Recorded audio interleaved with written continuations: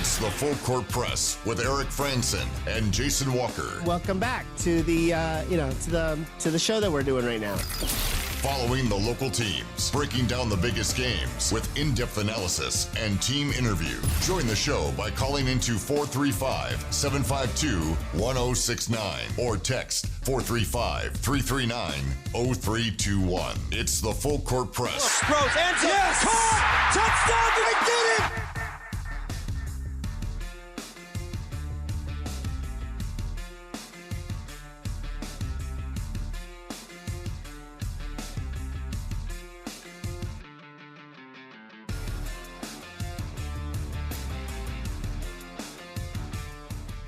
Hello, everyone, and welcome on into the Full Court Press.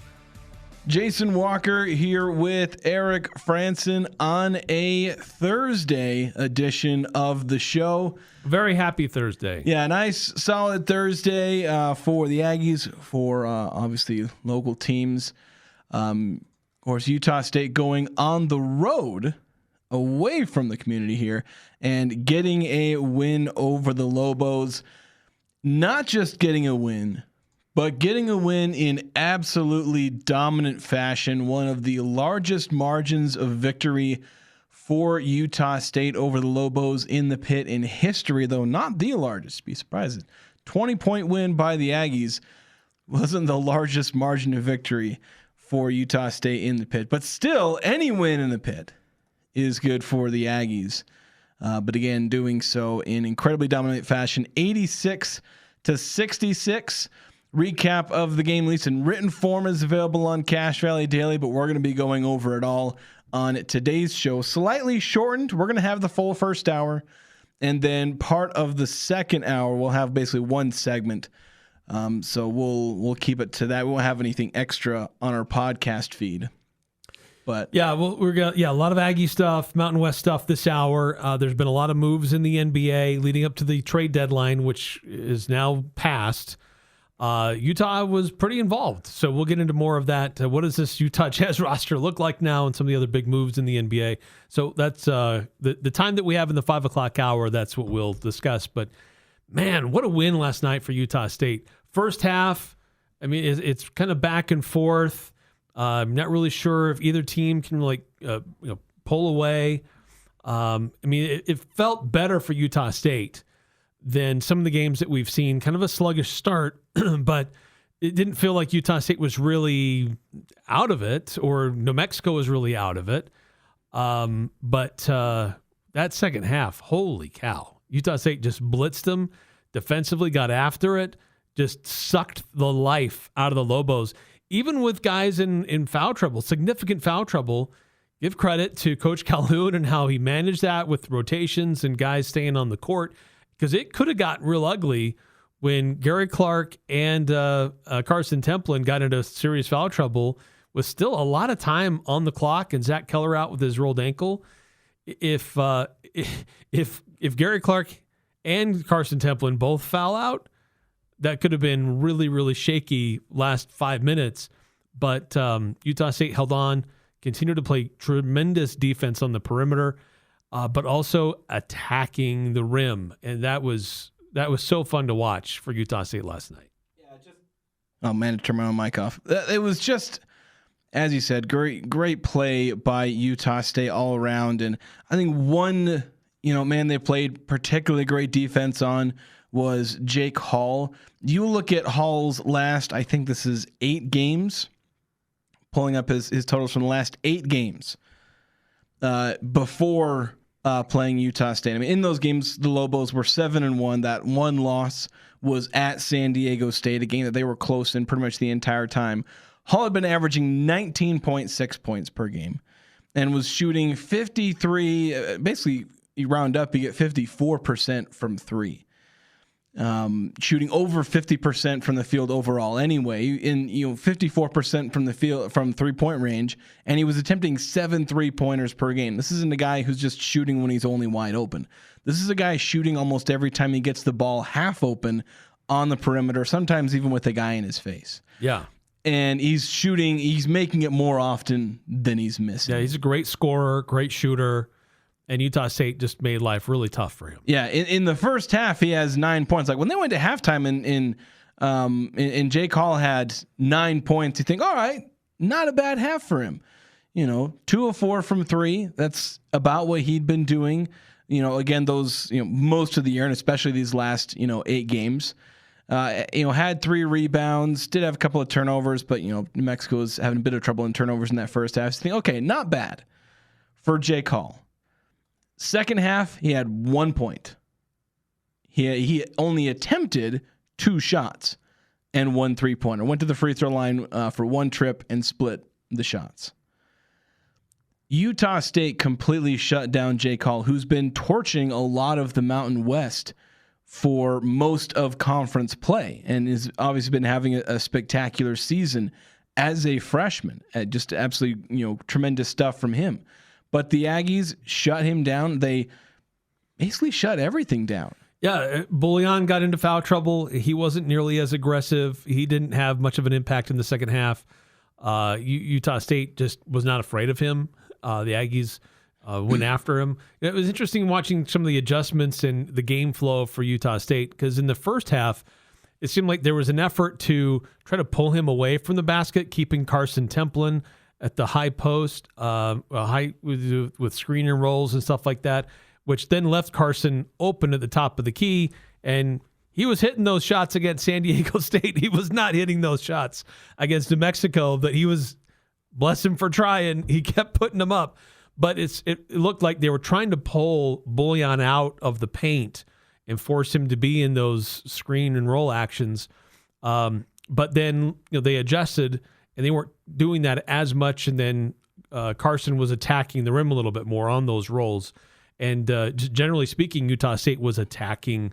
They were definitely in an attack mode. They never really looked like they were just content. And that's the other thing that I really liked about Utah State. And this is a trend that's been developing, especially with Carson and Gary, is that when they get the ball, especially in the paint, more so in the paint, but they're reacting quickly. Like they get the ball and they're either passing it or turning and shooting. It's not a lot of looking around and pivoting and moving and try to do a lot of footwork, because when they do that, it just invites defenders to collapse on them and make it even more congested. So they're acting a lot more quickly and intentionally, which has been really fun to watch, because they got a lot of just quick push shots down in the paint with not a lot of time to react. Just get the ball, go. Get the ball, shoot. And I like how that adjustment is happening and that's setting in with Carson Templin and Gary Clark. Yeah, it was a good game from the Aggies front court, and that was something that I was worried about a little bit, where New Mexico, not, big and has a ton of size in there. They were actually similar to San Diego State in a lot of ways, where they have capable bigs, but they're not like these tall players, in the same way that Grand Canyon has a bunch of these, 7-footers on their team, but still worried in the way of like, can there be a matchup problem? But the front court continues to play incredibly well, as it has of late. You combine the efforts. I know Zach Keller ended up getting injured, but he put in a point, had a bucket. He had 2 points, had a rebound. And so you combine the 3 bigs in this game and you get 20 points out of all of them.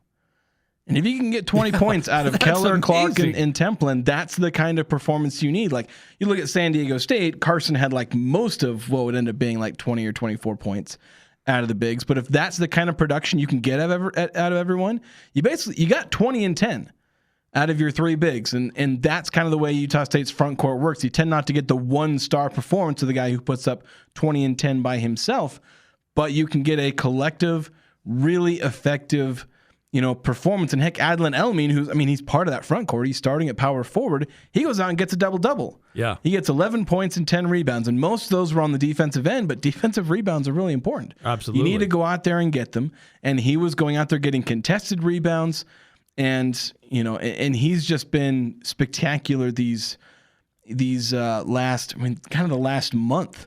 Elmine was somebody that I highlighted on social media about an hour ago, where you look at his first 6 games, and he averaged like 2.8 points per game, like 7 minutes. And mind you, that includes his debut, which is against Westminster, a Division II team, where he scored like 13 points. The next 5 games, I think he maxed out at like 3 points. So most of those 2.8 points he averaged in the first 6 minutes all came against one game. Yeah, in the one game against a Division II opponent. But even then, so those first 6 games, it was still 2.5 points, half a rebound, half an assist, half a steal. He was barely getting in. These last 6 games, he's averaging like 28 minutes, 11.5 points, 6.2 rebounds, 2.5 assists, 1.5 steals, shooting like 45% from the field, 33% from 3. He is a completely different player, and I would say at this point, he's the Aggies' third best player on the team, or at the very least, their third most important player. And honestly, some days may be their most important player. Where there are some days where his impact, I know MJ Collins and Mason Falsell have put up a lot of the stats, but El-Amin's impact is going a long way, to the point where Adlan El-Amin is having such a big impact that a lot of times it gives Tucker Anderson minutes. Because Calhoun's like, I still need that 6'9" guy out there on the court. Adlan's got to come into the bench because he's human and needs a rest. But I still got to have that 6'9" power forward out there. And so he sends Tucker out there to say, hey, I need you to go do what Adlan's been doing. Right. Yeah. Because that's the kind of impact that El-Amin is having on the game. And again, in this one, 3 of 9 from the field, 2 of 7 from 3. Those aren't the best offensive numbers he's going to put up all year, but gets 11 points, gets 10 rebounds, got a block in a key play that ended up leading to a dunk by Carson Templin on the other end. And so that was Adlan El-Amin probably had the most underrated performance in the game, though, the fact that he got a double-double kind of raised awareness of his night. But the dunk that got him the double-double came on the last play when the Aggies were up 84-66. Like, if he doesn't get that dunk, doesn't get a double-double, like, his impact was still there. He just doesn't get the shiny trophy that says, congrats on your first double-double, Adlan. Right, yeah. And I think that the other thing that was important to me was this was not I should say this way. There were lessons learned after what happened against UNLV. Utah State in the second half was building up a double-digit lead. They were up by 14, and they started to go to some of their bench guys who haven't been doing much, were kind of cold, who, for a few games hadn't really been performing very much. Coach kind of rolls with them. It's at home. We're up 14. We can probably spare a few minutes with these guys. And it was a cascade of problems after that. UNLV starts to get on a roll. They get momentum. Then they're feeling it. And then it didn't matter who you had on the court. You couldn't stop them. Last night, there was a point in the game I was thinking, okay, Aggies are taking care of these guys. Are we going to see Jordy Barnes in there? Is Tucker going to get a run?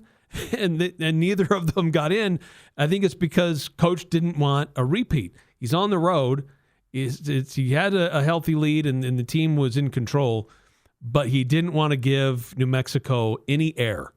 And I thought that was a really important thing to note, just how the coaching adjustment of not wanting to repeat a mistake from earlier in the season. You've got a lead. Let's secure it. I'm going to go with my guys, and we're going to make sure we get this win. And 20-point win on the road in a quad 1 game. That looks really nice on the metrics. Yeah, it did look incredibly nice because the Aggies, after beating San Diego State at home on Saturday, they went down in Ken Palm. They went from 30 to 31. Well, after beating New Mexico on the road by 20, they go from 31 to 26. And that is a hard jump to make. When you're into that top 30, moving more than 1 or 2 spots, like you beat somebody good or you beat somebody bad or both. Right. And Utah State, they did just that to where, and their defense rating, I don't remember exactly what their defensive rating was. There's no like an archive of it, but I'm pretty sure their defense was ranked like 39th or something to that effect. You can probably go, if you go back and listen to the podcast or the podcast from yesterday, I think I said what they were ranked when we were previewing this game. But yeah, they were in the 30s or something like that. And now they're ranked 24th in defense. They shut down a really good defensive team, and then had a pretty solid offensive game to boot against a really solid defensive New Mexico team. Like the offense and defense were both very impressive in their own right. The offense scoring 86 points against what's been arguably the best defense in the conference, and then New Mexico a solid offense holding them to 66 on their own court, and really New Mexico spent most of the game not able to get any kinds of points. They were basically reduced to, at one point, just foul baiting a bunch of the time. They're like, we're just going to throw ourselves at the Aggie defenders and try and draw a foul. And that worked to some degree, but it was pretty much the only offense they had for a good chunk of the game. If Tomislav Buljan doesn't get 9 free throws, he only scores 8 points. And, at one point, that was basically the only thing that Dayton Albury had, was throwing himself at the defense, but he kept missing shots because the Aggies, for at least some of the game, were pretty good about not fouling. It kind of came and went. There were times where they were incredibly diligent, wouldn't foul, and that's when New Mexico would go like 5 minutes without scoring or with barely scoring. And then they'd have some stretches where they fouled a bit more, and that's where they get New Mexico gets 30 free throws. Yeah, and there were there were nice things that happened. Certainly, there's still opportunities for growth. Guys got to stop playing defense with their hands and picking up silly fouls here and there, because Gary Clark picked up a couple that was like, dude, come on, you should know better. Yeah, Gary Clark and even Adlin. Carson Templin picked up a few. It's like, you don't need to get your hands in there and you get caught in the cookie jar. Yeah, especially when you're on the other side of the basket. It's like, you didn't get the rebounds. Okay, you didn't get the rebound. Get back on defense. Yeah, don't. Some of those were just frustration fouls. But Utah State defensively held New Mexico to their worst home offensive output all season. They only allowed 66 points. The only time this season that New Mexico struggled overall to get, it just had a harder time to score was their game at the end of the year at Boise, when they only managed 53 points. Usually, as you've said, this is a very high-powered offense. This is a team in the high 70s all the way up into the 90s that regularly has a strong offensive output. And Utah State only allowed them to score 66. Great team effort, especially in that second half. Just monster second half by Utah State defensively. I need to double check, what's their lowest scoring total at home? And I think it was 74 at the very beginning of the year, their second game of the season when they were playing UT Arlington. Of course, then they still won that game by 18 points. So it's not like they were struggling. I guess they had 75. So they've had a few games in the mid 70s, but a lot of those were early in the season. They're still figuring things out. You look at their games in Mountain West play at home. 88, 78, 87, 83, 80, 66. Yeah. New Mexico had figured things out at this point. Yeah, this is a team that beat Grand Canyon 87-64 on their home court. Yeah. In New Mexico. And we know the problems that Grand Canyon has posed for some teams, but Aggies just beat down the Lobos. Crazy how well Utah State performed in that one. I know we got a lot of texts coming in. We'll get to those. We do need to hit a timeout as well. But your reactions to Utah State's win at New Mexico, 435-339-0321. The chips and drinks are endless. The burrito is huge for only $7.95. It's got to be Cafe Sabor, Cache Valley's best Mexican restaurant and gold medal winner in the Best of Northern Utah contest. Experience Locals Day every Thursday with a huge burrito, endless chips and soda, only $7.95. Finding any lunch under $10 is nearly impossible. Every Thursday, drinks, chips, and a massive burrito. You pay just $7.95. The food, the fun at Cafe Sabor in the historic train station on 6th West and Center in Logan. If you live in Box Elder County, help for ear, nose, and throat issues just got a whole lot closer. Cache Valley Ear, Nose, and Throat is coming to you in their new Brigham City location February 5th. With over 75 years of combined provider experience, Dr. Jackson Deere is ready to care for allergies, asthma, sinus problems, hearing loss, and more in the Brigham City community. 990 South Medical Drive next to the Brigham City Hospital. Call 753-7880 to schedule or visit CacheValleyENT.com. Trusted care coming February 5th to Brigham City. Hi, I'm Emily Peterson, founder of Serenoni Luxury Blankets and Gifts. We started right here in Logan over 18 years ago, and what began as a way to help our daughter has grown into a local business that still does everything right here in Cache Valley, from designing to shipping to our shop that's open to the public. Our blankets are made with purpose and care. They're comfort, connection, and home. Serenoni, born in Logan and made for the moments that matter. Come shop our store on 10th West, right next to iFit in Logan.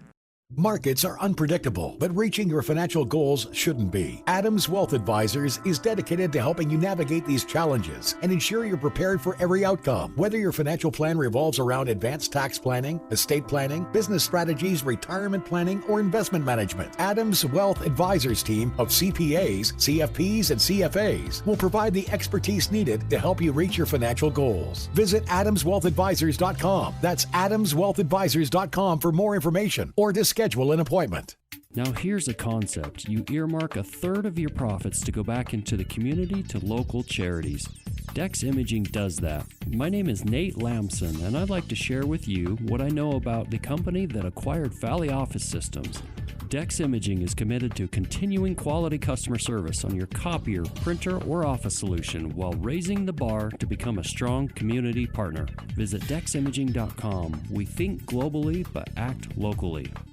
Who do you turn to if you want to change out your wood or pellet stove? Advanced Fireplace and Stove. They were voted the gold medalist for Best of Northern Utah for the 5th year in a row in the fireplace retrofit category. Be ready when the government's next wood and pellet replacement incentives pop up. Advanced Fireplace can help you navigate the paperwork. For more information, call Advanced Fireplace and Stove, 752-7272. Online at advancedfireplaceandstove.com. The Aggies, the Jazz, the high schools, the full court press on Sports Talk Radio, 106.9 FM, 1390 AM. The Fan.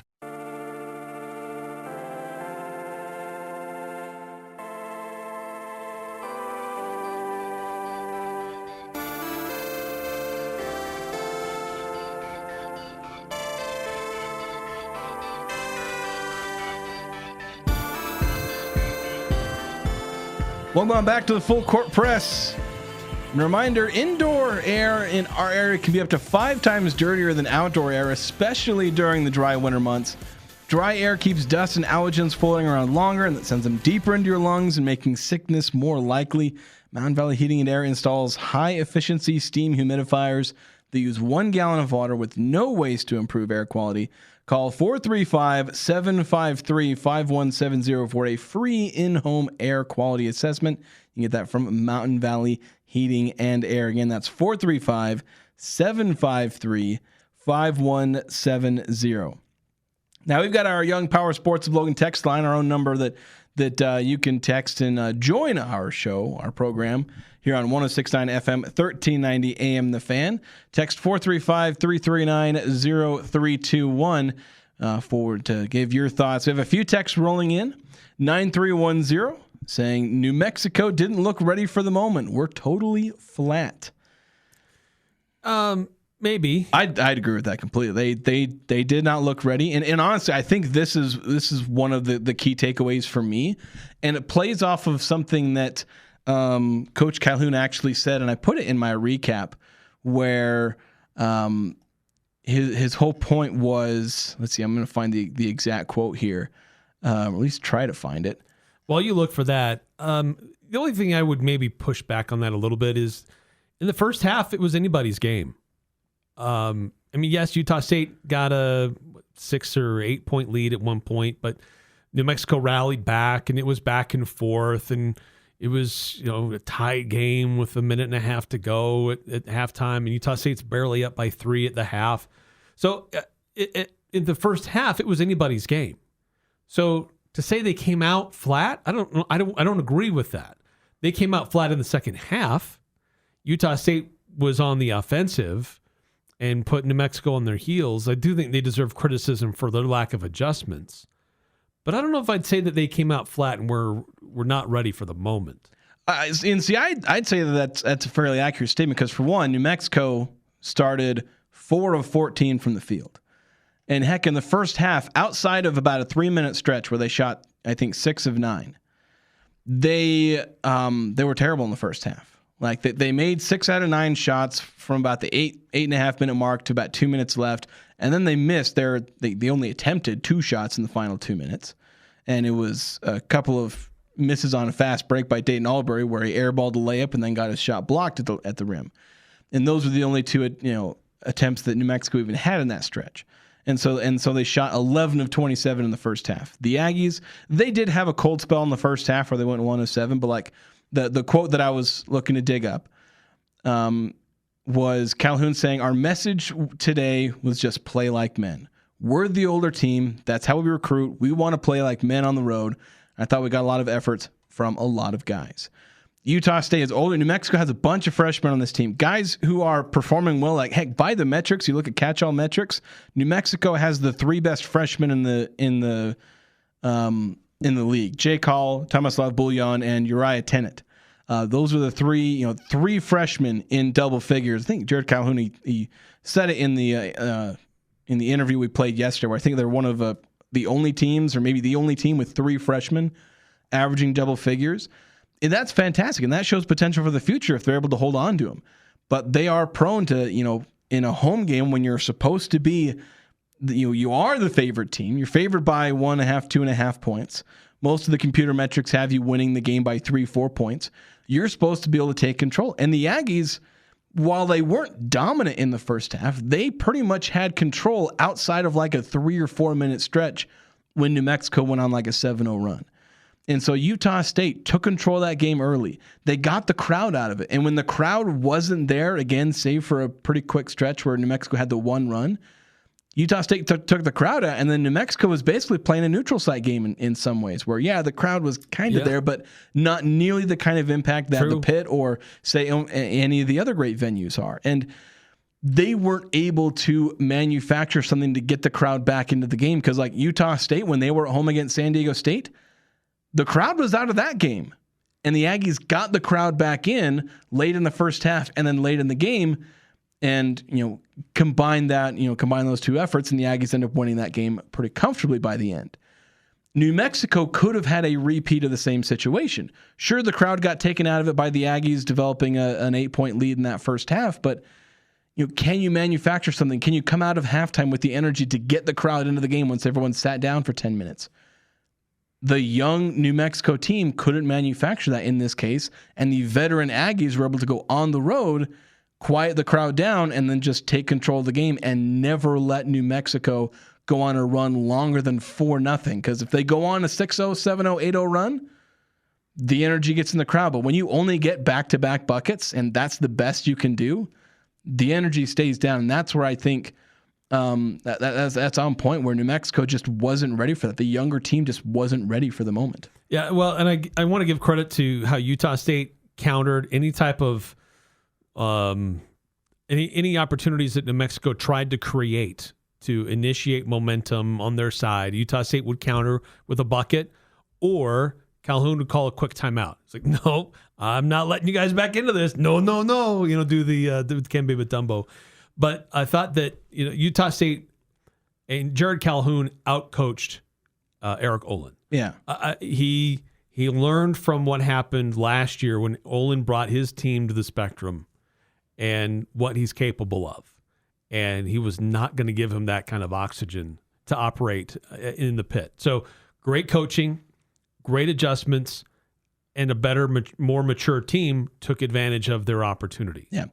More text from the Young Power Sports Logan text line 6543 saying, "What a win!" NCAA prediction site I was looking at has SDSU and New Mexico as bubble teams. Seems like the only way to get 2 teams in is if the Aggies trip up in the tournament. If the Aggies are the only team to make the NCAA, what will the headline be concerning the Mountain West Conference lack of teams on Selection Sunday Eve? Yeah, like the headlines would be concerning, and just because you basically have like the concerning thing would be that like the Mountain West is going to likely go down to a 1-bid league starting next year, but you have a bunch of Pac-12 teams that are talking about how they're going to create a 3 or 4 bid league with the Pac-12.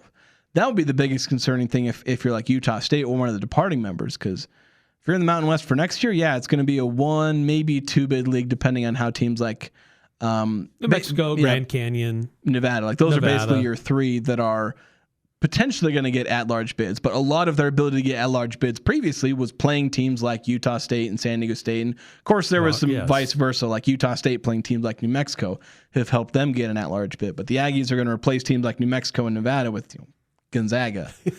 So that's something that's going to help them in that case.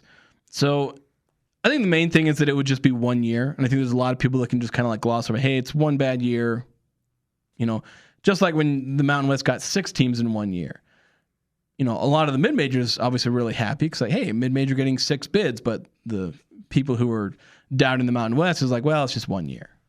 So you don't want to overreact to just 1 year where some of these teams had down years where it's basically the first time in like 6 or 8 years where the Mountain West has had basically everyone kind of struggle in non-conference play. Yeah, San Diego State is on the bubble right now. They, in fact, a lot of brackets don't even have them in anymore. They've got some work to do. New Mexico, how do they bounce back after that loss on their home court? I think they'll be okay. San Diego State has work to do. I think there's still a pretty good likelihood that there'll be 3 teams out of the Mountain West, but it very likely could only be 2. But based on how things are laying out right now, it looks like only 2. But I'd still put some credibility to San Diego State's and their coaching and who they have on their roster to get to a point where they would be an at-large team. They would still get into the tournament. Yeah, I think they have a lot of the good metrics for now, but yeah, for the Aztecs, as you mentioned, bracket matrix, they're only in 35 of the 105 brackets. New Mexico, they're in 100 of them. They're still pretty comfortably in. Pretty much universally is, I guess they actually jumped up to the point where they're actually almost a 10 seed. But a lot of those games are not taking into account quite yet their loss to Utah State at home, which will likely bump them down. Probably a lot of those people would have expected New Mexico to beat the Aggies in the pit, but that probably takes them down a little bit. Probably still in the tournament, but likely bumped down a little bit. Going back to the text line, 5338 saying, even with the agriculturalist big having injury and foul trouble last night, Tech still didn't see the floor even near the end of the game with a 20-point lead. How do we interpret that? I think, you kind of touched on where some of these guys at the end didn't get minutes, and some of that being like, don't want to give New Mexico an inch. And I think that's a big part of it. And also, Calhoun likes the metrics, and I think he really liked the idea of beating a New Mexico team by 20 on the road. Then he liked beating them by 11 by potentially having guys who hadn't gotten into the flow of the game yet, guys who haven't really been in the rotation, like Jordy Barnes, like Tucker Anderson, partly because they haven't produced when they've been on the court.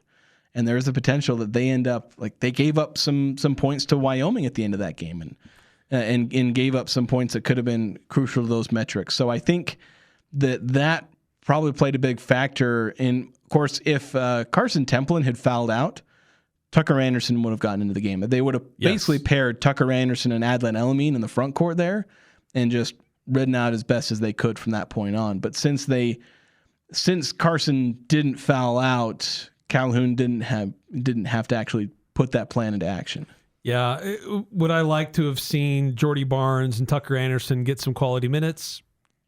Yeah, sure. But I think you're right. You're on the road. You don't want a repeat of what happened against UNLV. You want to improve your metrics. 20-point win on the road in a quad 1 game. Yeah. That looks really good. If it becomes, if you're up by 20 and you start rolling in your second string, your third string guys with 3-4 minutes to go and New Mexico chips away at that, and then all of a sudden your victory is only by 10 or 11, at the end of the day, it doesn't look as good. So I think he's rolling with his guys. He wanted to make sure definitively that he got that win and didn't give them any inch to breathe. And that's the thing that you got to kind of understand is that in most cases, and I say most cases because Wyoming was kind of an exception to this, in most cases, you're leaving your starters in until like the last 2-3 minutes. I feel like there's this idea of, hey, if you're up by 25, you take your starters out with like 8 minutes to play. It's like, no, that's way too much time. Yeah, not even with 5 minutes to go. Like you leave them in, and it's like with football. Like, you're up by 45 in the first half.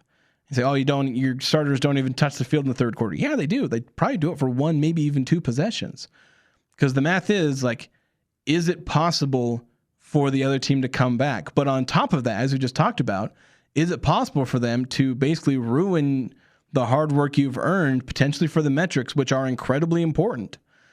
The kind of performance that moves the Aggies from 31 in Ken Palm to 26, from 27 in the net to 22. Like, are you willing to compromise that kind of performance for the sake of having Jordy Barnes in the game for 120 seconds. Yeah, and it's not like Utah State was trying to run up the score. They weren't trying to be unsportsmanlike in what they were doing because New Mexico still had their starters out there. Yeah. They were still trying to compete. So, it's like, well, if you're still trying to compete, then I need to continue to try to compete. Yeah, both teams usually are having their starters. Like Wyoming, they had, Leland Walker in the games, putting up volume stats. Like he scored like 12 points in garbage time. Not only padding his stats, but trying to pad their own metrics. Yeah. So it's the kind of thing like we don't see this idea of, human victory cigars for 4 minutes. It's like, unless you're leading by like 40, you're not really seeing them play much more than like 1 or 2 minutes. Yeah. Just because you are going until you know that not only the victory is assured, but basically the margin that you've earned is also not going to drastically change. Let's go to 8968. Couple texts coming in. When you're on the road in Albuquerque, you are really on the road. Sometimes it feels like no way out. Aggies certainly picked a good night to have a great game. Now up next to Wyoming in Laradice. And then how about Portland beating Gonzaga? With all the money they spent, BYU doesn't have as good of a record as the Aggies. They were talking national championships down there. Well, okay, so let's talk about Talk about Albuquerque first. Albuquerque, yeah, it's great to get a win there. It's hard to get a win there. They won 23 straight home games. Yeah, the Aggies hadn't won there since 2022. So that was massive. And yes, Wyoming hosting this Saturday, not as strong, but still they could be tricky.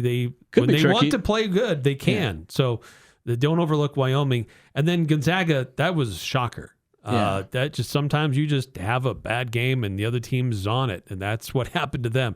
And then with that team down south, yeah, they've lost 4 of their last 5. Spent a lot of money on that roster. Yes, Utah State technically has a better record, but the quality, the level of competition is vastly different too. Yeah, Utah State's, or excuse me, BYU's last, here's all of their losses. Connecticut, UConn, number 8 in Ken Palm, or at least at the time was 8. These rankings I think are all going to be at the time rank, but UConn 8 in Ken Palm, Texas Tech 22, Arizona number 1, Kansas 11, and Oklahoma State being look, they lost to Oklahoma State. Oklahoma State has a pretty similar Ken Palm to New Mexico, and if Utah State had lost to New Mexico, most people would have been like, you lost in the pit. Like, Oklahoma State's a good team. Better than, like, a lot of teams in the Mountain West. So I know making fun of BYU is good, but let's not act like they're bad. But the point I think that gets across in that text that is key is BYU is spending, like, more on one player, like 3 times as much on one player as Utah State is on their whole roster. Yeah. So that's kind of the difference there is that BYU is spending like they should be winning these games. Absolutely. Winning a home game against Arizona, not, they were losing that game by a dozen until one of the we keep having these weird endings like the BYU Arizona ending, GCU Nevada, heck, Boise Nevada was kind of interesting, and then UNLV Fresno. We keep seeing a bunch of those, and not just in the Mountain West, but across the country. Yeah, but if you're a BYU fan or a BYU booster, especially if you're a BYU booster, then you should be starting to get concerned about your investment. Yeah, what's your return on investment? Like, obviously, this was supposed to be the best team that we could buy, and what's going on right now? And this is arguably the best BYU team that's ever existed. Yeah, but it's supposed to win a national championship, and I have my doubts that it's going to do that. Yeah, this team's going to win 23, 24 games. It's going to beat one of the Houston, Arizona, Iowa States, of the world. It's going to happen. Like, they're good enough to do that. They're probably going to go to the Sweet 16. But they didn't spend $17 million on a roster to go to the Sweet 16. They've done that before with a roster they got for free with some, 6-foot white kid from New York. They managed to do that. Yeah. James Fredette. They managed to do that with a roster for free. And 5-4 in conference play. Yeah. Still ranked 16th. I'd be surprised if they'll probably still be in the top 25 next week. Certainly depends on what they do against Houston, who's ranked 8th in the country right now. But the odds will not be in their favor. Yeah. 5338 saying, hey, KSL Sports, you suck. No articles today on the agriculturalist blowout win last night. You can find great articles on CashValleyDaily.com. Who needs those other guys? Yeah. I think they did. I think they had like a quick reaction, the kind of, 3-paragraph write-up. Just based on the box score. Yeah, the box score. That's the kind of stuff you're typically going to get from KSL. Except for when they outsource it to, I know they outsource some of their stuff to Mark Greenwood. So when he writes stuff, that's about the only time you get good stuff out of KSL is when Utah State student. Is when they outsource it to one of the Statesman guys. But yeah, you don't bother with those guys. You can go to Cache Valley Daily. You can find free coverage. All kinds of great stuff there. I dropped 4,600 words on the football quarterback battle. That'll cover you for the entire day. Yeah. We got more texts coming in. We'll get to those. We do need to take another time out. Still love to get your texts on the Young Power Sports of Logan text line 435-339-0321. This is Garrett with Cache Valley Bank. Life has a way of moving quickly. Kids growing up, students starting fresh, and business owners taking bold new steps. At Cache Valley Bank, we're here for all of it. Whether you're opening your first account, growing your business, saving for the future, or planning what comes next, we're proud to be your trusted financial partner right here at home. Cache Valley Bank.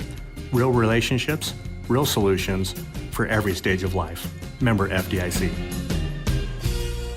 Over the past few years, strong and crazy weather patterns have battered various parts of the country. Northern Utah and southern Idaho are not immune from its share of wild weather. Be prepared for power outages with a Generac backup generator from Golden Spike Electric. They are your local source for Generac sales and service. Generac keeps you in control when bad weather strikes. Golden Spike Electric, powering your peace of mind. Online at gsegenerators.com or call 257-3016. They also service other models. Some shops, they just give you an oil change and send you on your way. But at Master Auto Tech, our master service goes beyond that. Our master service package includes premium oil, full digital inspection, tire rotation, fluid top-offs, and a brake check. Plus, BG EPR to clean the sludge out of your engine. And BG MOA to extend engine life and performance. Getting the master service means you're going to be doing it less often, saving you money over time. So come down and ask for the master service. It's not just an oil change, it's peace of mind. Your trusted, helpful expert, Master Auto Tech. Copiers, printers, service, and supplies are just the beginning. Les Olson IT is the premier source for your business's structured cabling, IT, software, telephones, and security systems. We partner with you to find the ideal solution to all of your office technology needs. Tell us your goals and we'll get you there. Find out more at lesolson.com. Les Olson IT.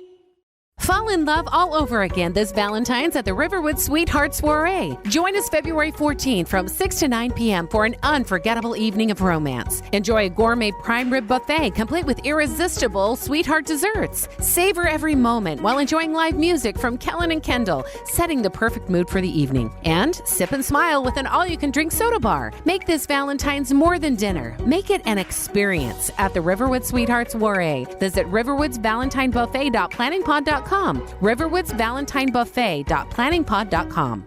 Old McDarrell has a farm, an appliance farm. With down home country prices and big city selection. E-I-E-I-O. When you're looking for a friendly spot to drive a little and save a lot, hey, Old McDarrell has a farm, an appliance farm. Low overhead, but lots of country charm. See Darrell's Appliance in beautiful downtown Benson. Following the local teams, it's the Full Court Press with Eric Frandsen and Jason Walker.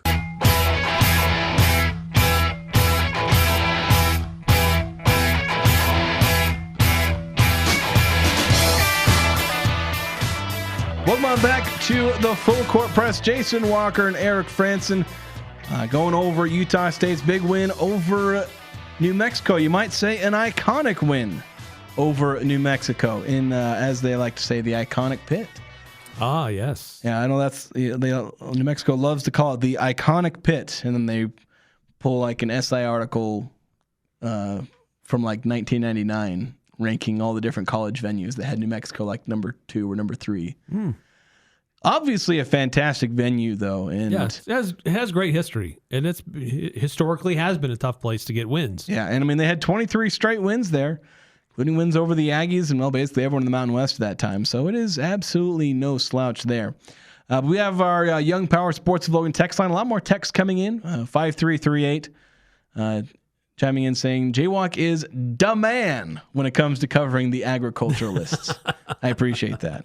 Yes, it always feels, good. I've had a lot of people come up to me and say they enjoy my work, and I can't tell you how good it feels every single time. I know Jason puts a lot of work into it, a lot of research, extra time, film study. So I hope folks appreciate the coverage that we're trying to bring collectively here at the Cache Valley Media Group, over the air and online. So Jason's definitely a big part of that. 9315 saying, sometime one team just played way better and is better. It is the good, better, best thing. Mexico better, but USU was just the best. Yeah, and I think also they 905 text in saying Mexico fans don't know today's game of basketball if they were mad about the dunk to end the game. Don't underplay this win by saying low blows. The low blows are not ready. Yeah, I mean, and I wouldn't overreact to this one game anyway, because New Mexico State took it to the Aggies in the Spectrum, and then it was really tight in the return trip to New Mexico. Or what was the home game first last year? Pretty sure it was last year. That's how it happened in my mind, but how things happen in my mind don't always align with reality. But yeah, like this is one game, and it obviously means something. Like, and I think it kind of shows that New Mexico doesn't, like, every time the Aggies are facing a team like San Diego State, and it goes back to watching them play UNLV and Grand Canyon, where it's like, are there teams in the Mountain West that maybe the Aggies have better metrics than, but do they match up well against them? And it's pretty clear that New Mexico and San Diego State, while obviously great teams that are capable of beating the Aggies, don't necessarily present these giant matchup problems that are really hard for the Aggies to overcome. So last year, New Mexico beat Utah State in the Spectrum on February 1st, 82-63. It was a beatdown. And just 2 weeks later, Utah State went to the pit and lost in a closer game, but still lost 82-79. Yeah, it was a very, very close game. And remember, there are a lot of shenanigans from the referee. Shenanigans isn't the right word, because it sounds like they were doing like deliberately bad, but it was like a weirdly called game. It was very interesting. 2603 touching and saying, if you can win in Albuquerque by 20, you keep the starters in and put the foot on the throat. Yeah. You can't really risk letting up. And again, not only potentially compromising a win if you let off the gas with like 5 minutes to go. I mean, we saw the Aggies lose to Boise after having a margin like this, and they gave it up in like 2 or 3 minutes. But there's also the hard-fought margin. You don't want to give up the advantage it gives you in the metrics, which, again, are really important. And that's something that's likely going to keep happening, where teams don't really – and, of course, even before like the metrics were a big thing, teams typically weren't taking out their starters until, like, again, about 2 minutes to play. It's been fairly typical there. 8968 saying, when they talk about how good BYU is doing, all I can say is they should be there. Players are paid enough. Yeah. It's kind of like what Coach Calhoun was saying at parts of the year. We kept asking about, Mason Falstaff's having a pretty good year. And I think once or maybe even twice he was like, hey, better be. We're paying him. We're paying him to be that good. He should be that good.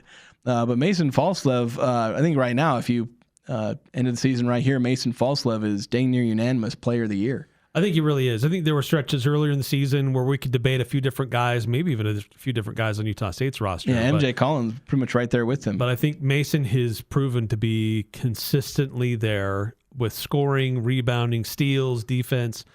He is the most impactful guy game in and game out in the Mountain West. Yeah, and I mean, even in this game, he was limited because he got into foul trouble. Played with 2 fouls for a minute, but then left late in the first half. Only played 10 minutes in the first half. Still had 6 points, and then he scores 13 points in the second half, where he was powering a lot of that early run that the Aggies ended up having, where they pulled away in that early in that second half, where he hit a jumper early, hit a couple of free throws. So he was a big part in building that 3-point halftime lead to an 11-point halftime lead by the first media timeout. So that was obviously big from Mason Falstaff. And yeah, he ends the game with 19 points, 4 rebounds, 3 assists. That's the guy who's your, currently Mountain West Player of the Year, I'd say. And not particularly close now, I think, where the Aggies are 10-2 and San Diego State's also 10-2, but the Aggies got a win over them, and Mason's better than anybody on San Diego State by a country mile, at least on an individual level. Yeah. So more texts on the Young Power Sports Logan text line 2444 saying, how would you guys handicap? Oh, we literally just, I swear I didn't read the text before we had that conversation. Good question there. How would you guys handicap the Mountain West Conference player of the race right now? I'd have to think Falsliff and Collins are among, if not the two favorites. I don't think either San Diego State or New Mexico have a player putting up good enough stats to contend with either of these two. And a player from a team outside of the top three winning seems unlikely based on past voting behavior. I don't think I could have said it better myself, and I literally just tried to say it before. So that's the question to the answer we already just gave. We're playing Jeopardy here, essentially. Right. So there we go. Good timing. From 2444. We got to take a break here. We'll be back after this here on the Full Court Press. Hi friends, this is Lydia at The Sportsman on Main Street. At The Sportsman, we try really hard to find unique products. For women, this is our first season carrying Free People movement, and you will love it. We also have great fresh looks from Viore, Pendleton, Cool, and Birkenstock. For the men, you will love our new shirts, jackets, sweaters, and pants from Cool, Fial Raven, Viore, and Pendleton. From colognes and perfumes to skis, we've got you covered. Welcome, friend, nice to see you again at The Sportsman in downtown Logan. This is Jordan with Primrose Home Care and Hospice. When it comes to home care, it's important for you to know you do have a choice. If you or a loved one is in need of home care services, remember Primrose Home Care and Hospice believes in treating the patient, not the problem. We work directly with you and your doctor to create a health plan that's catered to your needs. Our team is devoted to providing options in the freedom and safety of your own home. Call for a free home safety evaluation, 787-1369, and visit primrosecare.com. Primrose Home Care and Hospice. We're your home team.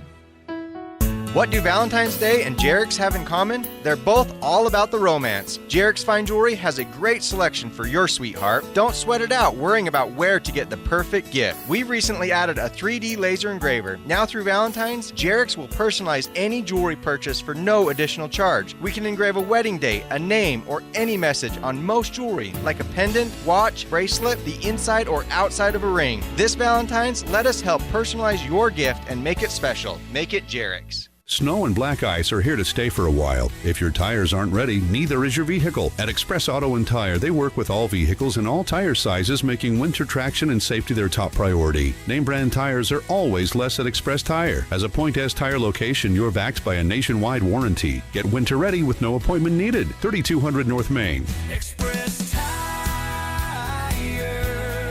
tires for less. Where tires and service come together.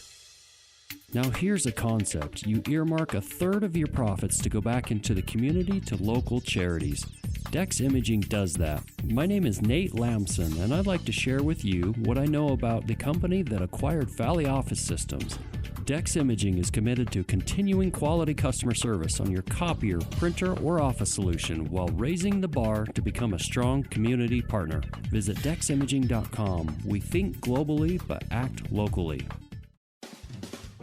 It's cold outside, but you can keep warm inside with a quality-built, super-efficient York furnace. Count on a furnace from York because it's backed by the strongest warranties available.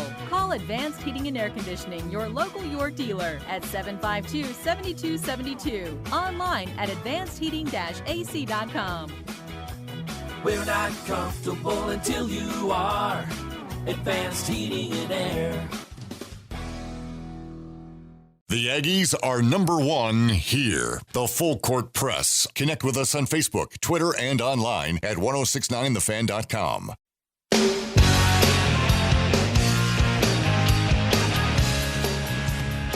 Napa Auto Parts has batteries, headlights, wiper blades, all in stock and on sale now.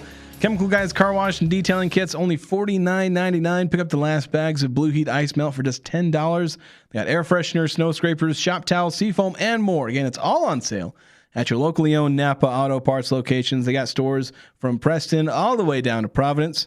And we're finishing up the first hour here on 106.9 FM, 1390 AM, The Fan, the Full Court Press, here with Jason Walker and Eric Frandsen. And we don't have a whole lot of time. We went long on basically every single one of our segments, I guess, except the very first one. But just to look at the Mountain West standings, kind of the after all the games have been played for the midweek, everyone plays on Saturday. There are going to be no Friday games. We'll preview all the Saturday games more in depth, but the standings as they currently sit, Utah State and San Diego State both 10-2. But if you apply the tiebreaker between the Aggies and Aztecs, Utah State effectively in first place. And they have the better overall record. Yeah, better overall record. I don't know if that plays a factor. I don't think that factors into when Mountain West standings. Yeah. New Mexico 9-3. The Aggies breaking what was a three-way tie at 9-2 between the Aztecs, Aggies, and Lobos. Grand Canyon at 8-3, all alone in fourth place. Nevada just behind them at 8-4. Boise 6-6. Fresno 5-6. Then you go UNLV, Wyoming, Colorado State, San Jose, and Air Force in order, going all the way to the bottom. So that's how things sit right now. Aggies certainly got a tough schedule going forward, but a lot of teams also have a tough schedule going forward. So it should be an interesting final 9 games of the Mountain West season. That's going to do it for us here in the first hour. We'll transition, talk a little bit about the Jazz leading up into their broadcast coming up next here on The Fan. I'm Dan Patrick, and this is Above the Noise. The Eastern Conference, wide open, contenders responding in very different ways. While Detroit is settling for players like Kevin Huerter, Cleveland went all in for James Harden. In the short term, it makes sense. Harden's still dangerous, averaging over 25 a game. Also, over 8 assists. Pairing him with Donovan Mitchell gives the Cavs a puncher's chance in a conference that lacks a true great team. For a franchise trying to capitalize on a narrow window, this is what aggression looks like. But the real question is not what this move does this season, it's what it does to Cleveland's future. Harden's 36, not on a long-term deal, and carries a resume that includes elite production and a long trail of abrupt exits. Betting on him means betting against history with a hefty price tag attached. That gamble cost the Cavs Darius Garland, a very talented young guard. Swapping him for James Harden raises the ceiling dramatically, but it also drops the floor just as fast. I'm Dan Patrick, and this is Above the Noise. It's the Full Court Press with Eric Frandsen and Jason Walker. Welcome back to the to the show that we're doing right now. Following the local teams, breaking down the biggest games with in-depth analysis and team interview. Join the show by calling into 435-752-1069 or text 435-339-0321. It's the Full Court Press. Rose, answer. Yes! Caught! Touchdown! They did it!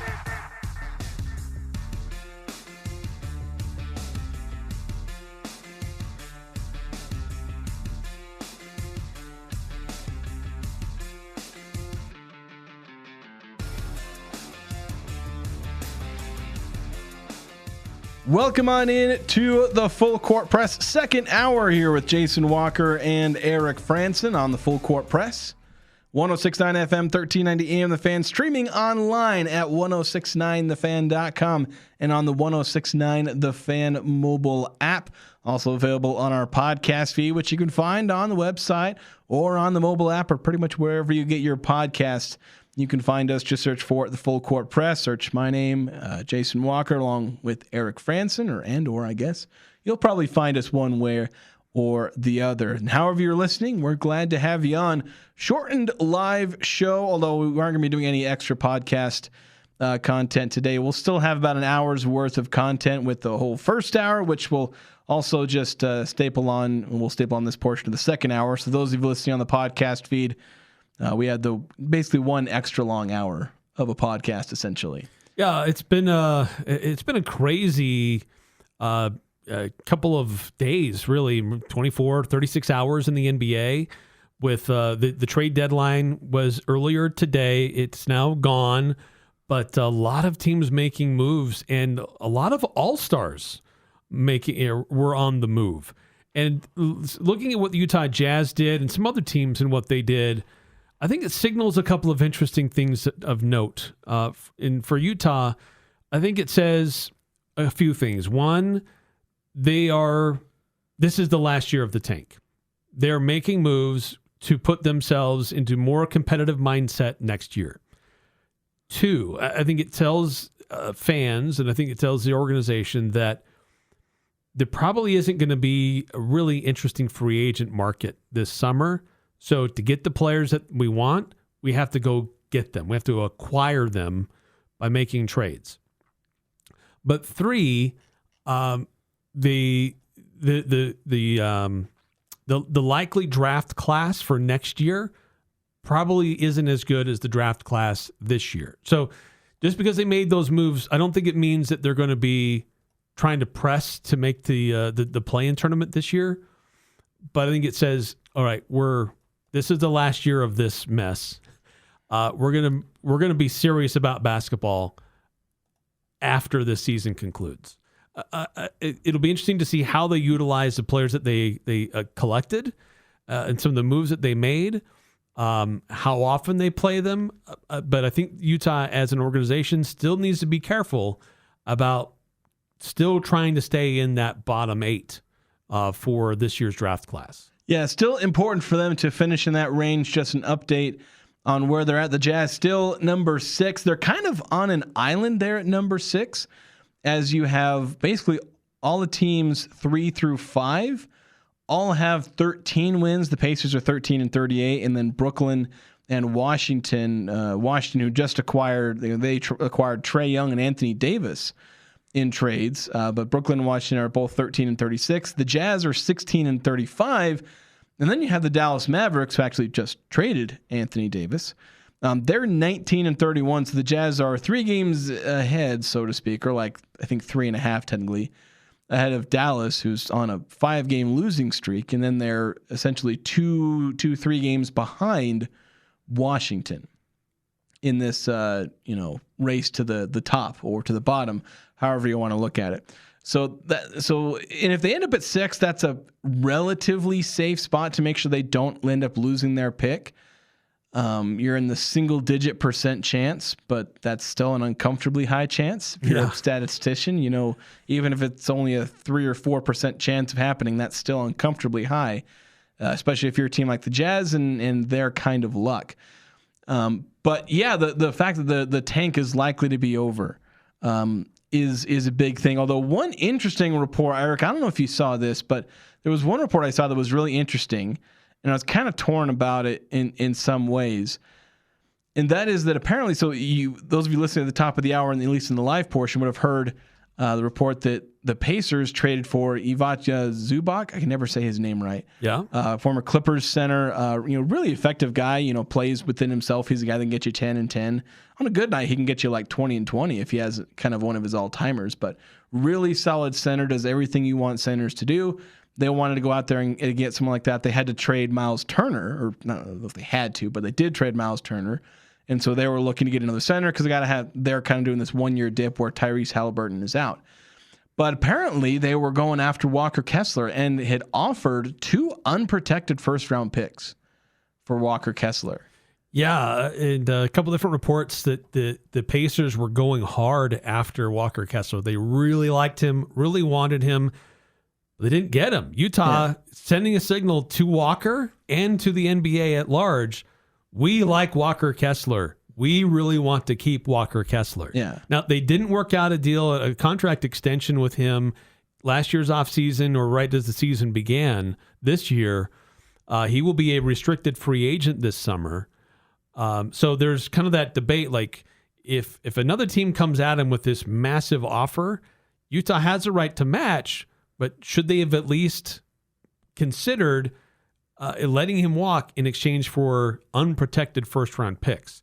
But what this says is we don't care about that. We care more about Walker Kessler as a person and how we feel he can help our franchise moving forward. Yeah, and to be honest, I don't think there's going to be a massive offer for Walker Kessler. I know people always talk about teams making like that poison pill restricted free agent offer, but that requires having you make that offer and potentially, overpaying it. You're basically trying to bluff. Like, we're going to offer him like a max contract. And of course they're going to re-sign him. But then what if the Jazz say, no, you can have Walker Kessler if you're willing to pay him $40 million a year. Like that kind of offer is not going to be coming through the door for Walker Kessler because teams will make that offer, but they're only going to be willing to offer him what they would actually want to pay him. They're not going to try and overpay him to give the Jazz a poison pill. So I don't think there's going to be an offer out there made to Walker Kessler that the Jazz are unwilling to pay and that they would be afraid to pay and that it's, that's way more than we were wanting to pay him.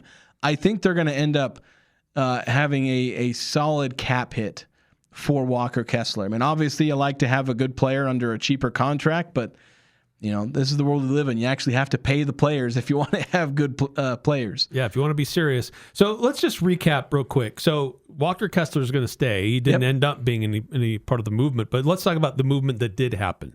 So Utah is acquiring Jaren Jackson Jr.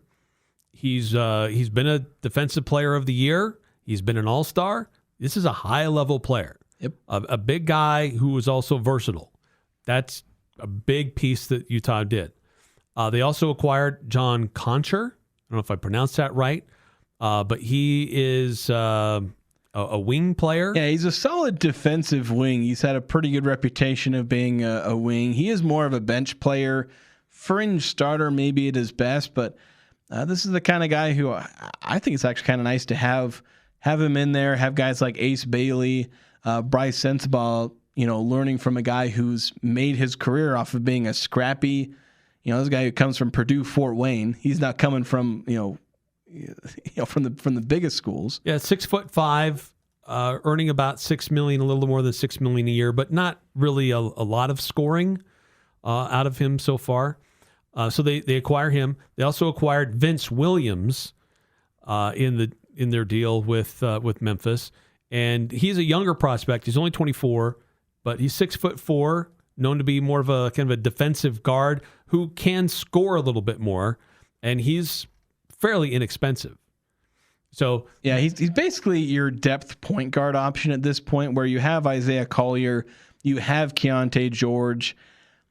I don't know if he'll get tons of minutes where you're going to, unless they're moving Keontae over to shooting guard and playing Isaiah Collier, and then maybe you bring in Vince Williams. But yeah, he's going to be there mostly as a warm body on the bench for the most part in that point guard rotation. Yeah, it'll be interesting to see how they do use him. I mean, he adds depth and he has some experience, especially, he is a defensive minded guy. They also acquired Chris Boucher and Lonzo Ball, but both of those guys were waived. Yeah, they're not going to be sticking around. But then the players who we have seen in Jazz uniforms, who we won't be seeing anymore, George Niang, Kyle Anderson, Walter Clayton Jr., and Taylor Hendricks.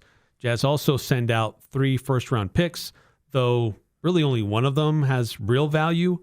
Jazz also get 3 second-round picks in some of these moves that took place. And one of them is a decent second-round pick out of Denver. I mean, they're all kind of close. They're second-rounders, so they have minimal value. Any second-round pick that is beyond like 45th overall is basically just cash considerations by a different name. Yeah.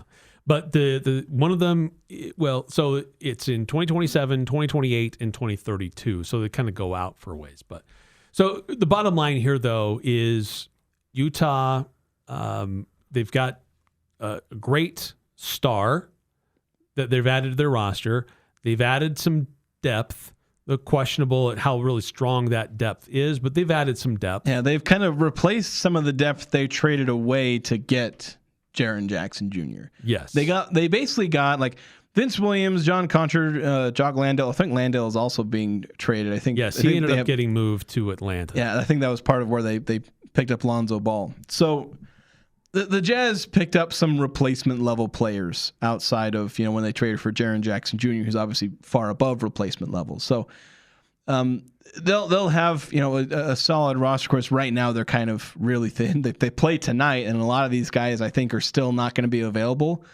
Just in the transition of going from a trade, getting to the roster, getting acclimated. So and doing passing the physical. Yeah, so the Jazz are probably still going to be a little thin. They only had like 7 or 8 healthy players for that win over the Pacers. Isaiah Collier had to play 48 minutes. But yeah, the looking forward, like at this point, when you look at the rest of the season, it's about getting Jaren Jackson Jr., assimilated into the roster, into the culture. We'll see how much he plays, because the Jazz are still trying to tank for that top 8 pick. So you might hesitate to play Jaren Jackson Jr. and Keontae George and Lauri Markkanen all at the same time.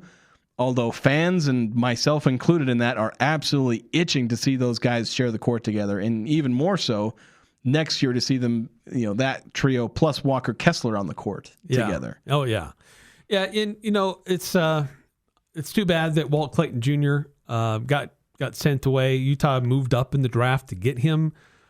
He showed some promise, but the way Keontae George is playing, the way Isaiah Collier is playing, it was going to be hard for Clayton Jr. to see much of the court. Yeah, well, this is why I kept talking. Like whenever we'd say, we got all these young players and all these guys and talk about them like they're going to be with the team for, 10 years. It's like most of these young players, like I talked about Taylor Hendricks. Can he be your player that is like this is the guy you have to defend Giannis and Jokic and, Wemby, and like, can he become that kind of player?